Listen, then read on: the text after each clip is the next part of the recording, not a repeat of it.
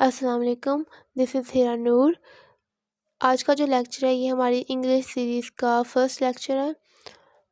अगर आप मेडिकल का एंट्री टेस्ट एमडी कैट दे रहे हैं या फिर किसी और फील्ड का कोई और टेस्ट दे रहे हैं तो उसके लिए भी ये यूज़फुल रहेगा। और स्पेशली मैं इसे एमडी कैट के लिए बना रही हूँ, मेडिकल के टेस्ट के लिए बना रही हूँ, लेकिन ऑब्वियसली एक इंग्लिश है तो इसकी कोई एक बाउंड्री नहीं होती कि हर टेस्ट के लिए कोई फ़िक्स बाउंड्री नहीं होती। ऑब्वियसली इसमें वही चीज़ें होती हैं जो हर टेस्ट में पूछी जाती हैं। तो कोई भी टेस्ट होगा तो आप लोग इसके लिए यहाँ से लेक्चर ले सकते हैं एंड मुझे उम्मीद है कि ये बेनिफिशियल रहेगा आप लोगों के लिए। तो अब स्टार्ट करते हैं। हमारे पास है द ग्रामर ऑफ वर्ब। इसमें मैं आपको सबसे पहले वर्ब के बारे में बताऊंगी। मैं आपको बेसिक से बताऊंगी, ठीक है। फिर एमडी कैट के एक्सट्रीम लेवल तक लेके जाऊंगी विद एमसीक्यूज प्रैक्टिस, ठीक है, जिसमें मैं आपको पास्ट पेपर के एमसीक्यूज का भी बताऊंगी और वैसे भी हम जो टॉपिक पढ़ेंगे जो कि एमडी कैट के लिहाज से बहुत इंपॉर्टेंट होंगे उनकी मैं वैसे भी प्रैक्टिस करवाऊंगी। ओके, तो इसमें सबसे पहले वर्ब देखते हैं। तो जब आप वर्ब किसी भी सेंटेंस के अंदर देखते हो तो आपको हमेशा वो दो फॉर्म में नज़र आता है, ठीक है, एक स्टेट और एक एक्शन। जो आप लोग ज़्यादातर आपको वर्ब का पता है वो एक्शन फॉर्म में ही आप लोग देख रहे हो, जैसे कि ही इज़ रनिंग, ठीक है, तो इसमें आपको पता है कि रनिंग जो होगा ये इसका एक्शन है और ये वर्ब है, ठीक है। अच्छा, जो स्टेट है ये कौन सी होगी फिर? अब एक हमें ये स्टेट की फॉर्म में भी नज़र आ रहा होता है। जब भी हम इसे स्टेट की फॉर्म में देखते हैं ना तो ये हमें हमेशा लिंकिंग वर्ब की फॉर्म में मिलता है, ठीक है। अब लिंकिंग वर्ब क्या होता है वो मैं आपको आगे बताऊंगी, ठीक है।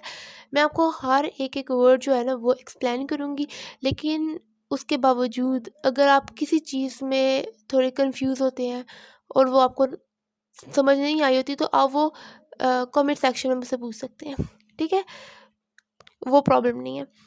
अब आपको एक्शन की फॉर्म में जब नज़र आती है तो तब आप इसे प्रेजेंट फॉर्म में देखते हो, पास्ट फॉर्म में देखते हो, पास्ट पार्टिसिपल और प्रेजेंट पार्टिसिपल, ठीक है। अभी ये सब क्या होता है ये सब मैं आपको बताऊंगी, ठीक है, थोड़ा सा सब्र रखें बस, ये सब आपको बताऊंगी मैं। अभी मैं आपको पहले एग्जांपल दूंगी कि वो कौन से सेंटेंस है जिनमें हम इसे एक्शन की फॉर्म में देख रहे हैं या हम इसे स्टेट की फॉर्म में देख रहे हैं, तो वो एग्जांपल से आपको बताती हूँ, ठीक है। अब जैसे कि the batsman hit the ball, ठीक है, इसमें मैंने ब्लैक से जो शो किया ना ये वर्ब है, ठीक है, इतना आप सबको मुझे पता ही होगा। अच्छा, अब इसमें जो हिट है ये हमें ये देखना है कि ये स्टेट है या एक्शन है।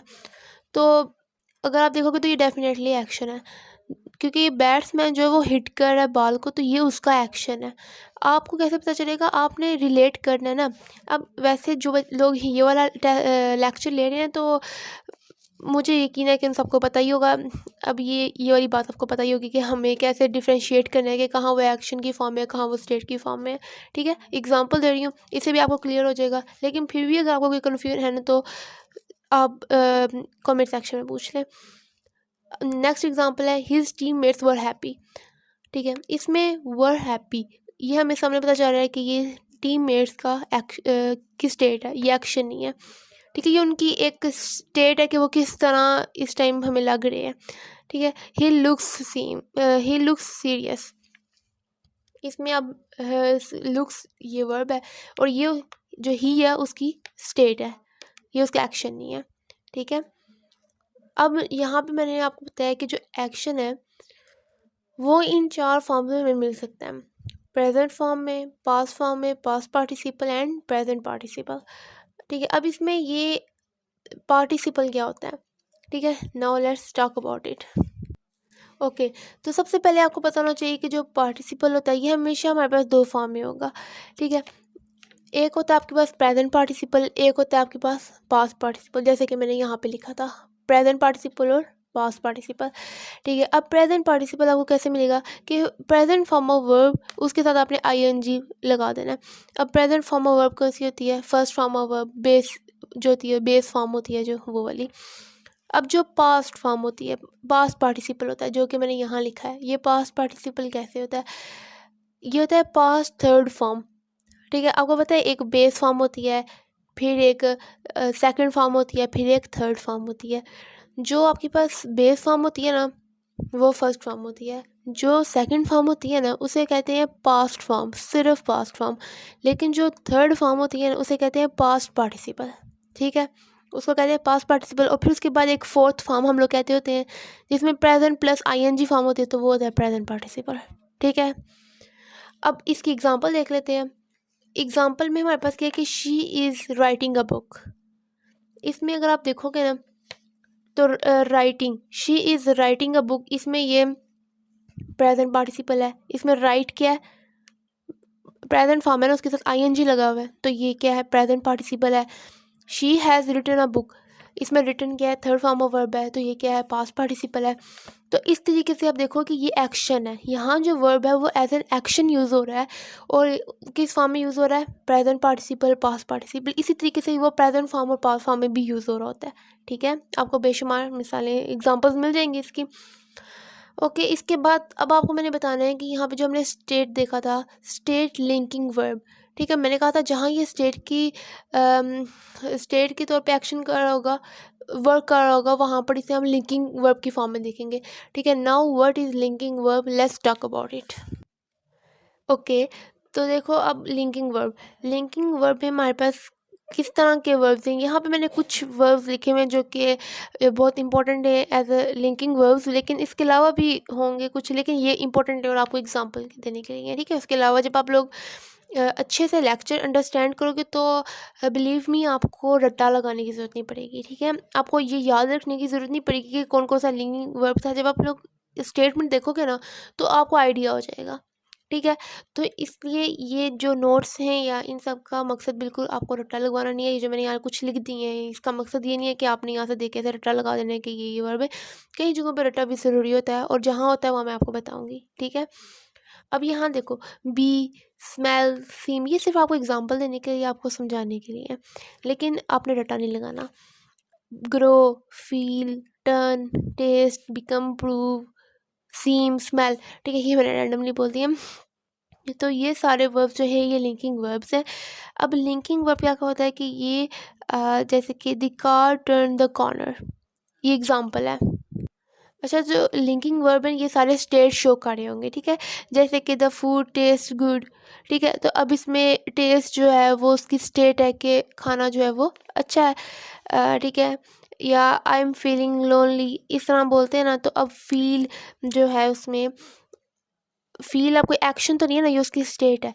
लेकिन अगर मैं आपको यहाँ पे ये क्या एग्जांपल लिखी हुई है, फिर अब इस एग्जांपल में देखो लिखा हुआ है the car turn the corner. अब क्या टर्न उसकी स्टेट है, नहीं, ये उसका एक्शन है। लेकिन अभी तो हमने यहाँ देखे कि टर्न हमने लिंकिंग वर्ब में लिखा हुआ है, तो यहाँ पे एक्शन शो कर रहा है, ये क्या बात है। ठीक है, अब मैं आपको बताती हूँ कि एक्चुअली में क्या है कि कुछ लिंकिंग वर्ब्स जो होते हैं ना वो ज़रूरी नहीं है कि एज अ लिंकिंग वर्ब भी सिर्फ यूज़ हो रहे हो, वो एक्शन के तौर पे भी एक्ट कर सकते हैं और लिंकिंग वर्ब स्टेट के तौर पे भी। ठीक है, दोनों दोनों फंक्शन वो करते हैं। तो सेम केस विद टर्न। ठीक है, तो टर्न जो है वो हमारे पास दोनों तरह से एक्ट करेगा। अब जैसे यहाँ पे भी एक्शन के तौर पे एक्ट कर रहे हैं, तो अब नीचे वाला सेंटेंस देखो, इसमें वो क्या एक्ट कर रहा है, एज अ स्टेट एक्ट कर रहा है। She turned pale when she saw the ghost. ठीक है, अब इसमें जो टर्न है ये उसकी स्टेट है, उस लड़की की स्टेट है। तो अब इस तरह आपने याद रखना है कि ऐसे रट्टा नहीं लगा लेना कि बस ये वाला लिंकिंग वर्ब है तो अब ये हो ही नहीं सकता कि ये एक्शन के तौर पे एक्ट करे। ठीक है, तो ऐसे वर्ब, अब आप लोग जब भी एक स्टेटमेंट को पढ़ोगे ना तो आपको आइडिया हो जाएगा। आपने इस तरह की और एग्जांपल देखनी है, मैं आपको प्रैक्टिस के लिए भी लास्ट में कुछ एग्जांपल्स दूंगी और फिर आपने एमसीक्यूज प्रैक्टिस करोगे तो आप लोगों को फिर रट्टा लगाने की ज़रूरत नहीं है, कि आपको खुद ही आइडिया हो जाएगा। Okay, now let's move toward another topic which is modal verbs. ठीक है, अब हम लोगों ने अभी जो ये वाला फर्स्ट वाला लेक्चर है ना, इसमें आप लोग देख रहे होंगे कि मैं बहुत ज़्यादा वो ट्रिकी क्वेश्चन या जिस तरह एमडीकेट के ट्रिकी क्वेश्चन आते हैं और वो सॉल्व हम करते हैं, उस तरह की चीज़ मैं नहीं बता रही। ठीक है, जो बीच में कुछ एक्सेप्शंस होती हैं जो कि ज़्यादातर ज़रूरी होती हैं, ऑब्वियसली वही वो पूछते हैं, वो नहीं मैं बता रही। तो पहले आपको बेसिक्स पता होंगी तो आप लोग नेक्स्ट समझ पाओगे ना। फिर अब आप ये ना सोचना कि इसमें अगर वो बेसिक्स बता रही है तो ये लेक्चर नहीं लेते। आपको ये लेक्चर लेना होगा तभी आपको नेक्स्ट लेक्चर समझ में आएगा, जिसमें आपको जिसकी वजह से आप लोग ट्रिकी एमसीक्यूज़ को सॉल्व कर सकोगे। ठीक है, तो ये वाला जो है ना मैं उस लिहाज से बता रही हूँ कि आपको ये लेक्चर लेने के बाद ना नेक्स्ट आपके लिए बहुत इजी हो जाए उसको समझना, ठीक है। तो आप बहुत जल्दी से पिक कर लोगे। अब हम मॉडल वर्ब्स की बात करते हैं तो याद रखना मॉडल वर्ब्स हमेशा इन 4 चीज़ों के बारे में बता रहे होते हैं। जब भी आपके पास मॉडल वर्ब यूज़ हो रहा होगा ना तो वो 4 चीज़ों के बारे में बता रहा होगा, परमिशन, ऑब्लिगेशन, पॉसिबिलिटी, नेसेसिटी, ठीक है। तो जहाँ जिन सेंटेंस में ये चीज़ होगी ना, जैसे परमिशन कोई मांग रहे होंगे तो वहाँ मॉडल वर्ब यूज़ कर लेंगे, ठीक है। जैसे मैं अभी आपको एग्जांपल देती हूँ फिर आपको समझ में आई है, आई नो। जैसे कि ये देखें, यू मे लीव नाउ, ठीक है। इसमें क्या है, वो उसको परमिशन दे रहा है कि अब आप जा सकते हो। तो हमने क्या यूज़ किया इसमें, ब्लैक से क्या शो हो रहा है, मॉडल वर्ब यूज़ शो हो रहा है, ठीक है। Next is it might rain today, इसमें माइट क्या है, ये भी एक मॉडल वर्ब है और ये पॉसिबिलिटी को शो कर रहे हैं कि आज शायद आज बारिश होगी, ठीक है। तो पॉसिबिलिटी को शो कर रहे हैं तो यहाँ पे मॉडल वर्ब यूज़ हुआ है। अच्छा, मॉडल वर्ब की जो स्पेशल चीज़ है वो ये कि एमसीक्यूज़ में भी जो अक्सर एमडी-कैट लेवल पे या किसी और एंट्री टेस्ट में पूछते हैं वो ये कि मॉडल वर्ब के बाद उन्होंने कोई और फॉर्म ऑफ वर्ब लगाई होती है और वो कह रहे होते हैं कि स्पॉट द एरर, ठीक है। तो आपने उसमें एरर देखनी होता है कि क्या है, तो वो होता है कि मॉडल वर्ब के बाद हमेशा आपने फर्स्ट फॉर्म ऑफ वर्ब लगानी है, ठीक है। कोई भी मॉडल वर्ब हो, बेशक वो मे हो, माइट हो, मतलब वो प्रेजेंट फॉर्म में हो या पास्ट फॉर्म में हो, आपने हमेशा मॉडल वर्ब के बाद फर्स्ट फॉर्म ऑफ वर्ब लगानी है। तो यहाँ पर ये लिखा हुआ है ना, बस इसको रट्टा लगा लो, ठीक है। जो मैं जिस चीज़ का बोलूँगी ना रट्टा लगाना है वो आपने लगाना है। अब इसका रट्टा लगा लो कि मॉडल वर्ब के बाद फर्स्ट फॉर्म ऑफ वर्ब लगानी है, ठीक है। अब जैसे मैं एग्जांपल देती हूँ आपको, we must pray 5 times a day, ठीक है।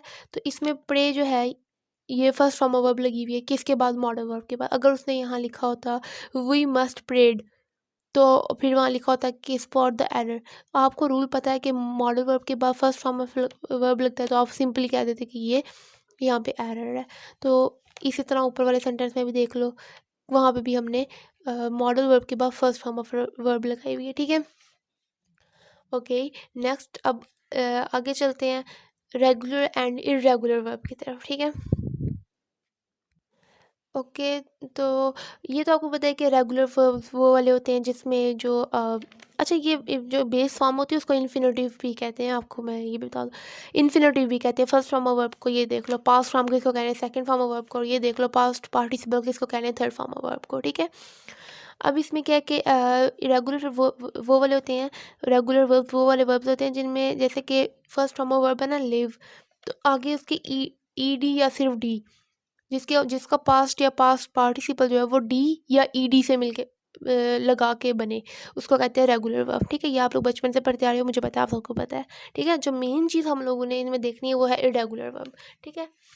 इरेगुलर वर्ब की तरफ अगर हम चलें तो ओके, तो देखो इरेगुलर वर्ब के अंदर भी हमने यहाँ पे इन्फिनेटिव, बेस फॉर्म, पास्ट और सेकंड फॉर्म, पास्ट और थर्ड फॉर्म, ठीक हो गया। इसके अंदर 4 कैटेगरीज बेसिकली आ जाती हैं। जब हम बात करेंगे ना इरेगुलर वर्ब्स की तो 4 कैटेगरीज आ जाती हैं। ये तो हमें पता है कि इसमें डी या ईडी वाला सीन नहीं है, तो फिर इसमें क्या सीन है, तो वो जो सीन है उसके लिए 4 कैटेगरीज आपने बनानी है। सबसे पहले ये हो सकता है कि base form, second form, third form तीनों की तीनों सेम हो, जैसे कि ये फर्स्ट वाले में है। ये देखो इसमें क्या है, ऑल सेम। ये इन्फिनिटी फॉर्म भी, पास्ट फॉर्म भी, थर्ड फॉर्म भी, तीनों की तीनों सेम बिल्कुल। या दूसरी कैटेगरी इसकी आ जाती है कि बेस इज़ डिफरेंट। ये ब्रिंग, ब्रॉड, ब्रॉड, उसमें क्या था एग्जांपल, कट, कट, कट।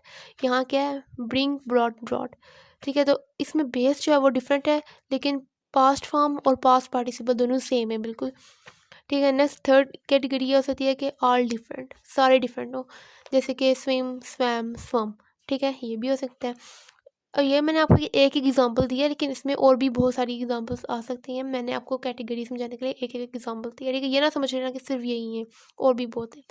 अच्छा, अब मैं अगर चौथी कैटेगरी की बात करूँ तो उसमें ये आ जाता है कि जैसे कि बर्न है, तो बर्न, अगर बर्नट, बर्नट, ये भी इसका ठीक है, लेकिन अगर मैं इसके आगे ईडी लगा दूँ ना और बर्न बर्न बना दूँ तो तब भी ये ठीक है। देखो, बर्नट बर्नट भी ठीक है और बर्न बर्न भी ठीक है। तो अब इसको इसमें ईडी वाला भी ठीक है, तो अब हम इसको किस कैटेगरी में रखेंगे, रेगुलर या इरेगुलर। तो अब हम इसको इरेगुलर में ही रखेंगे, क्योंकि इसमें अगर टी वाला बर्ट लगाया हुआ होगा ना तो तभी ये ठीक बनेगा, लेकिन अगर आपने ईडी वाला लगाया होगा तभी ये ठीक बनेगा। तो फिर आपने ओवरऑल इसको किस कैटेगरी में रखना है, वो इरेगुलर वर्ब्स की कैटेगरी में रखना है। इस तरह के और वर्ब्स भी हैं जो कि जिनकी इस तरह की फॉर्म्स हैं। ठीक है। तो बेसिकली आपने ये देखना है यहाँ पे कि हमने इसे 4 कैटेगरीज में डिवाइड कर दिया है। Now let's move toward the last topic of this lecture. ये है जो कि है ट्रांजिटिव एंड इंट्रांजिटिव वर्ब्स। ये बहुत ज़रूरी है। अभी जो मैं आपको नेक्स्ट लेक्चर दूंगी ना, उसमें रेगुलर, इरेगुलर, ट्रांजिटिव, इंट्रांजिटिव में हर एक एक्सेप्शन के आगे लिखती जाऊंगी, तो आप लोगों को सही इनकी समझ होगी तो आप लोग पिक करते जाओगे, ठीक है। तो इसलिए इन्हें ज़रा ध्यान से सुनना है आपने। अब जैसे कि हमारे पास है verbs that express action with an object, वो होते हैं ट्रांजिटिव वर्ब्स। और verbs that express action without an object, वो होते हैं इंट्रांजिटिव वर्ब, ठीक है। डोंट वरी, मैं एग्जांपल देके समझाऊंगी। जैसे कि एग्जांपल में चलें तो हमारे पास ये हैं एग्जांपल्स। इसमें देखो कि आप the batsman hit the ball, तो इसमें हिट इसके बाद एक ऑब्जेक्ट दिया हुआ है, ठीक है। तो ये क्या होगा, ये वैसे हिट जो है, ये मैंने आपको पहले शुरू में भी ये एग्जांपल दी थी, ये एक एक्शन को शो कर रहा है, ये वाला वर्ब। इसके बाद ऑब्जेक्ट दिया हुआ है, तो डेफिनेटली क्या है, ट्रांजिटिव वर्ब है, ठीक है। नेक्स्ट एग्जांपल किया है, he gave her a letter. इसमें भी देखो गेव, इसमें वर्ब कौन सा होगा, गेव। गेव के बाद जो है वो हर आ रहा है, मीन्स के हर क्या होगा, उसका ऑब्जेक्ट होगा, उसका डायरेक्ट ऑब्जेक्ट होगा। तो ये वाला वर्ब कौन सा हुआ, ये भी ट्रांजिटिव वर्ब हुआ, ठीक है। अब नेक्स्ट, यस, अब आ रही है हमारे पास अक्सर, अब गेम स्टार्ट हो रही है। देखिए, they went to their university, और उससे अगली एग्जांपल क्या है, he died suddenly last night. तो अब आप लोग मुझे बताओ कि इसमें हमारे पास ये वेंट और डाइड, इसके बाद अक्सर लोग पता है क्या सोच रहे हैं कि ऑब्जेक्ट के वर्ब के बाद अगर कुछ ना लिखा हुआ तो इसका मतलब है कि ऑब्जेक्ट नहीं है, वो तो सबको पता है। और अगर कुछ वर्ड्स लिखे हुए हैं ना, तो इट्स मीन कि क्या है कि ये ऑब्जेक्ट है और वो ट्रांजिटिव वर्ब है। लेकिन इसमें ऐसा नहीं होता। अब मुझे पता है कि आप में से काफ़ी सारे बच्चों को पता भी होगा, लेकिन काफ़ी को नहीं भी पता होगा, और वो ये सोचेंगे कि वेंट जो है वो भी ट्रांजिटिव है और डाइड भी ट्रांजिटिव है, क्योंकि इनके बाद ये ऑब्जेक्ट इतने बड़े बड़े नज़र नहीं आ रहे क्या हमें। तो मैं आपको बताऊँ कि यू आर एब्सोल्युटली रॉन्ग, क्योंकि जब हमारे पास ये जो टू है ना, ये हमारे पास एक ऑब्जेक्ट नहीं है, ये एक कॉम्प्लीमेंट है। ये हमारे पास एक ऑब्जेक्ट नहीं है, एक कॉम्प्लीमेंट है बेसिकली। मज़ीद इसको मैं डिफाइन, इसकी कैटेगरी बताऊँ तो ये हमारे पास क्या होगी, प्रेपोजिशनल फ्रेज होगी, प्रेपोजिशनल फ्रेज होगी, ठीक है। और अगर मैं इसका बताऊँ तो ये क्या होगा, ये एक कॉम्प्लीमेंट है, और बेसिकली ये ना एडवर्ब होगा, ठीक है। ये एक एडवर्ब होगा। एडवर्ब क्यों होगा ये भी मैं आपको बताऊंगी। वैसे अब प्रेपोजिशन क्या होती है, एडवर्ब क्या होता है, ये मैं सही तरीके से तो एक्सप्लेन करूँगी जब हम इनके लेक्चर्स दूँगी, इन टॉपिक्स को मैं थोरोली इनको स्टडी करवाऊँगी, तभी होगा जब हम इनकी डिटेल्ड स्टडी करेंगे। लेकिन अभी के लिए मैं आपको फिर भी बता दूँगी। पहले यहाँ नीचे चलो ना, पहले समझते हैं कि एडवर्ब और प्रपोजिशनल फ्रेज के बारे में, फिर हम ऊपर वाली एग्जांपल्स को दोबारा स्टडी कर लेंगे। इसमें यह है कि जो इंट्रांजिटिव वर्ब होता है ना, हमेशा उसके बाद या एडवर्ब होगा या प्रपोजिशनल फ्रेज होगा। जो एडवर्ब या प्रपोजिशनल फ्रेज होती है ये हमेशा कॉम्प्लीमेंट होता है, ये कभी भी ऑब्जेक्ट नहीं होता, ठीक है। तो आपने इसे ऑब्जेक्ट के तौर पर काउंट नहीं करना, और जो इसके साथ वर्ब होगा वो हमेशा इंट्रांजिटिव वर्ब ही होगा। अब एडवर्ब क्या होता है, जब आप वर्ब को देखते हो ना और आप वर्ब से क्वेश्चन करते हो, व्हाट, व्हाई, हाउ, वेयर, ठीक है, व्हाट नहीं, बाकी सारे, तो ये आंसर करते हैं हमें एडवर्ब का, ठीक है। जैसे कि ही डाइड, व्हेन, वाई। अब व्हेन का आंसर लिखा हुआ है, वाई का नहीं लिखा हुआ, हाउ का नहीं लिखा हुआ, वेयर का भी नहीं लिखा हुआ, व्हेन का आंसर दिया हुआ है। तो अब व्हेन का आंसर दिया हुआ है तो ये क्या है हमारे पास, ये एडवर्ब होगा। सडनली लास्ट नाइट, ठीक है। देखो ही के साथ कोई रिलेशन है सडनली लास्ट नाइट का, नहीं ना, डाइट के साथ रिलेशन है ना। आपको पता है कि जो सब्जेक्ट को डिफाइन कर रहा होता है या सब्जेक्ट को एक्सप्लेन कर रहा होता है वो हमारे पास एडजेक्टिव होता है। तो अभी आप कंफ्यूज नहीं करो, आपको मैं इनके लेक्चर्स दूंगी। अभी के लिए बस इतना याद रखो कि जब आपने वर्ब को जो डिफाइन कर रहा होता है वो एडवर्ब होता है। आपने वर्ब से क्वेश्चंस करने हैं, व्हाई, हाउ, वेयर, ठीक है, ये वाले क्वेश्चन, व्हेन, तो उनके जो आंसर मिलेंगे वो एडवर्ब होगा। जैसे कि यहाँ पे he died, when he died suddenly last night, ठीक है। व्हेन डिड ही डाई, आप क्वेश्चन करोगे व्हेन डिड ही डाई, तो वो आपको आंसर करेगा सडनली लास्ट नाइट, तो ये क्या है, उसका एडवर्ब है, ठीक है। Got it. नेक्स्ट अगला देखो, और प्रपोजिशनल फ्रेज में आपको पता है प्रपोजिशन लगी होगी, टू क्या है, एक प्रपोजिशन है, इसके आगे जो है ये प्रपोजिशनल फ्रेज है। तो जो प्रपोजिशनल फ्रेज के साथ भी हमेशा आपने बस याद रखना है कि प्रपोजिशनल फ्रेज भी कॉम्प्लीमेंट है, तो इसके साथ भी इंट्रांजिटिव वर्ब होगा। ठीक है, अब मैं यहाँ पे ये वाला रूल अब देख लो। यहाँ जो मैंने ये वाला रूल लिख दिया ना, ये वाला, इसको सब देख लो और इसको भी आप रट्टा लगा लो। ये रूल आपको आना चाहिए। ठीक है, ये बहुत ज़्यादा इंपॉर्टेंट है और यही MCQs होते हैं। हालांकि अभी मैंने वैसे आज के लेक्चर्स में आपको उससे ट्रिकी MCQs के जो ट्रिक्स हैं वो तो नहीं मैंने बताई। ठीक है, लेकिन वैसे फिर भी मैंने 2 बताई हैं, वो जो एक मॉडल वर्ब की बताई थी और एक ये वाली। इसकी एक बार एग्जांपल और देख लेते हैं। ही ले ऑन द ग्रास, इसमें देखो ही लेज ऑन द ग्रास, इसमें ये प्रपोजिशनल फ्रेज आ गया, ये भी इंट्रांजिटिव वर्ब हो गया। अब ही ले देयर, अब ही ले वेयर, देयर, ये आंसर हो गया ना व्हेन का, तो ये क्या एडवर्ब है। तो ये इन दोनों केसेस में ये जो ले है ये क्या है, इंट्रांजिटिव वर्ब हो गया। Okay, thank you so much, आपने लास्ट तक वीडियो देखी है। आई होप आपको समझ आई होगी और आई विल ट्राई कि जो नेक्स्ट लेक्चर है वो मैं इससे भी ज़्यादा बेहतर बनाने की कोशिश करूँ। Thank you so much.